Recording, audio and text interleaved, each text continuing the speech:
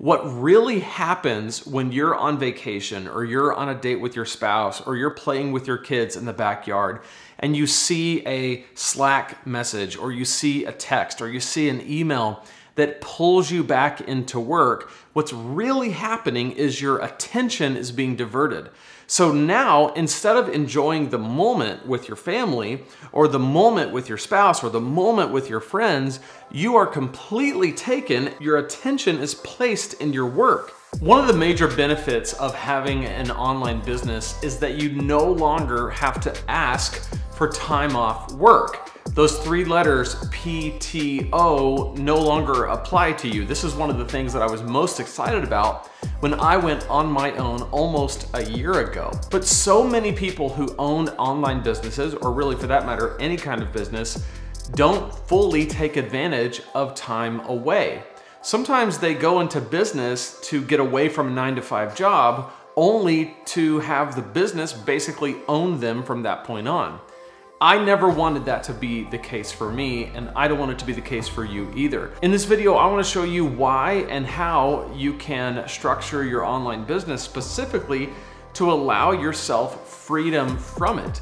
I mean, if you think about it, why would you go into business only to be trapped by the business? That's not the kind of life I want. I want to be able to pull away from the business and it still run and function and still do what it needs to do in terms of making me money, whether I'm looking at it and currently working on it in that moment or not. So to get started, let's talk about why, because not everybody fully understands how important it is to protect your time away from your online business. I want to give you 3 reasons why I choose to structure my business in such a way that I can break away from it. And then we'll talk about how this is possible. The first reason why is because I don't want to burn out. I don't want to be trapped by my business. I want to have sustained energy for the long haul. And if I can never get away from my business, if I can never get away from the day-to-day tasks that I have, even when I'm on vacation, then I just know myself that eventually the work is going to become something that I resent. And I love my work and I don't want to resent it and I don't want to burn out, so I want to structure my business in such a way that I can break away from it.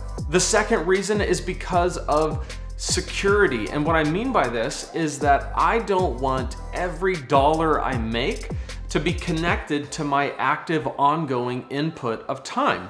This is something I talk about a lot on this channel, about this idea of passive income, that I'm making money that is detached from my ongoing input of work and time, and that provides a buffer between my ability to keep working and the income that I make.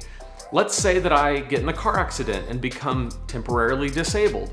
Well, I have a bit of an insurance policy built into my structure of my business. Regardless of what insurance I have or don't have, the business itself is like an insurance policy where it continues to make money for several months or maybe even several years, depending on how much I've built it up, to where I can get well and be able to work again.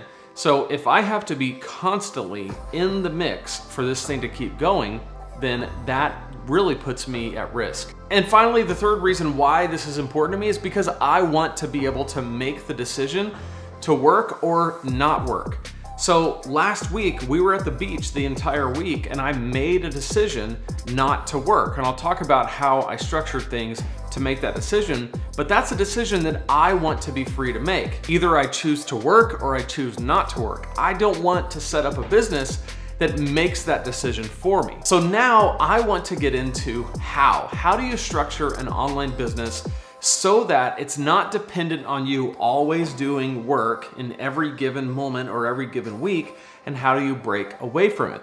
Before I do, I want to put something in your hands for free that will actually show you exactly how to structure the kind of business that I'm talking about in this video. And that is my super simple guide to your first $500 online. If you go to lanesebring.com/supersimple, you can pick it up there. It's a free PDF and it just walks you through the essential steps that you need to be able to create an online business based on your expertise or experience or knowledge. It's one of the best ways to get started in online business, and this is a totally free guide. I just want to put it in your hands. So lanesebring.com/super simple. So how have I structured my business in such a way that I can break away from it and it keeps running and making me money? The first thing to realize is that the way that I do online business is that most of the money that I make currently is based on work I've already done. So for example, I sell courses, online courses. Those courses were built some time ago. And the sales process for people to buy those courses is actually an automated process where they watch one of my YouTube videos where I'm providing free, helpful content. I offer them to go to the next step through a lead magnet, like what I just mentioned, the super simple guide or something similar depending on the niche. That gets them onto my email list. And then in my other business, Preaching Donkey, when they opt in by getting that free, helpful, valuable lead magnet, they are actually taken through what's called a welcome sequence where they get a series of emails over a few days, and those emails actually offer them the course. This is happening in the background of my life 24 hours a day, 7 days a week. This is something that is completely detached from me actively selling. I'm not asking anybody to buy my course in person. I'm not making calls and saying, hey, please buy my course. I'm not calling people and saying, would you please hire me for consulting or coaching? All of this is an automated process. I just know that of the people who watch my free, helpful content on YouTube or listen to my podcast, there's a percentage of those people that will opt in. And there's a percentage of those people that when they're presented with the offer to buy a course, they'll buy it.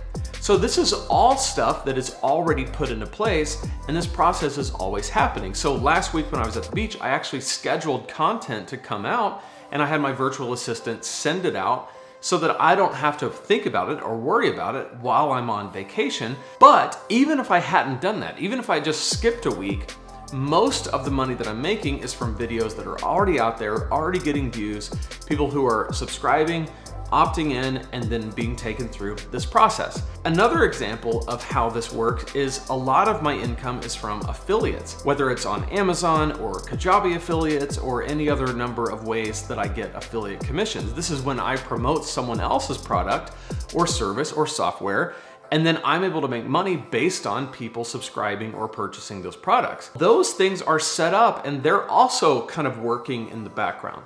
These things are happening whether I'm doing it currently or not. So I'm able to take a week off and not pay as close of attention and not create as much content in a given week as I normally do, because some of that content I make ahead of time, and some of it I'll make up for on the way back, and some of it I just won't make and I'll start when I get back. But the point is, I'm able to break away, and last week when I was on vacation, I made just as much money as I ever make in a week. And in fact, I made actually a little bit more than I typically make. And again, that's because everything has already been set into motion. Now, I can't do this every week. If I took off the next 6 weeks, I would start to see a dip. So the longer of a runway you have, the more of this stuff that you have set up, the longer you have to take time away. But the point is, I don't want to take 6 weeks off. I don't need 6 weeks, at least not right now. 1 week at the beach with my family is great.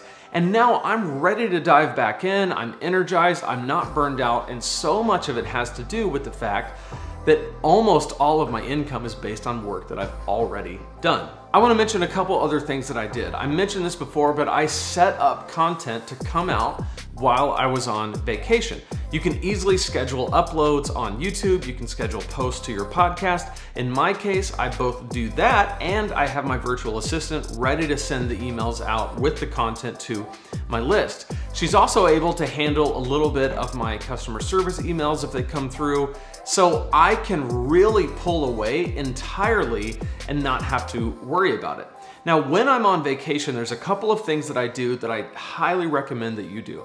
For one thing, I don't check email on my phone. In fact, I actually take it off of my phone just because it's such a habit to click on email and check it. I take away all push notifications so that I don't have anything coming through. The way that I've structured my business, nobody has my cell phone number anyway, so it's not like I'm getting texts from clients or customers, so it's all gonna be email, which mostly is forwarded to my virtual assistant during those times, and so I can completely break away.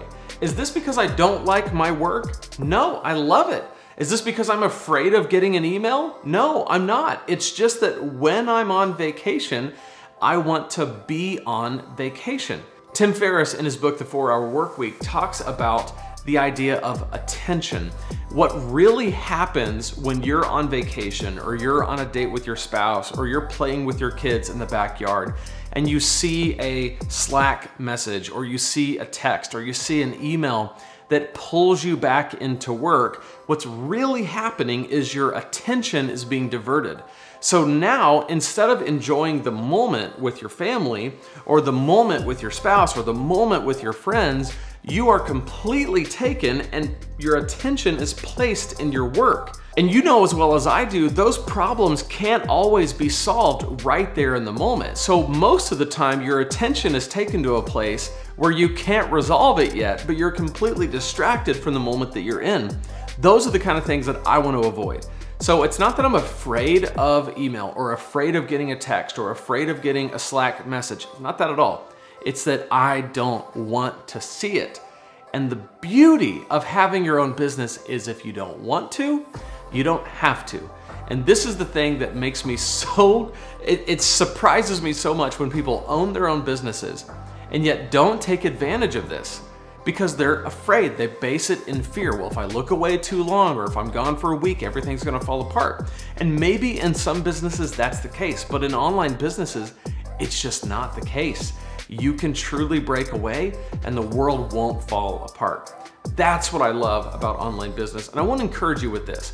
If you are starting an online business, maybe as a side hustle, you've still got your corporate job, you're still going to the 9-to-5, but you're building something up on the side. You're grabbing the Super Simple guide, lanesebring.com/supersimple. You're doing all that.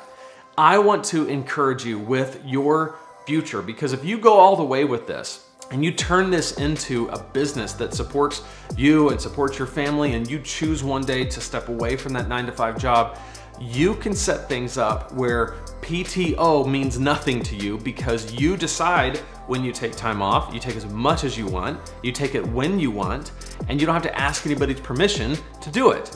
And if you don't afford yourself that privilege as a business owner, then why own a business? Right? I set out to make a business that is structured around my priorities. And one of my biggest priorities is to spend time with my wife and my kids and to make the amount of money possible to make that happen and to have the earning of that money be somewhat detached from my direct input of time. And I think I'm getting there. At least we definitely enjoyed our time on the beach. I'd love to hear what you think about that in the comments. I've got a video right here about this exact thing, like how I made passive income from just one of my sources last month, and I'd love for you to check it out. Click on that video, I'll see you in there. Be sure to like this video, subscribe to this channel if you haven't yet, and I'll see you in this video right here.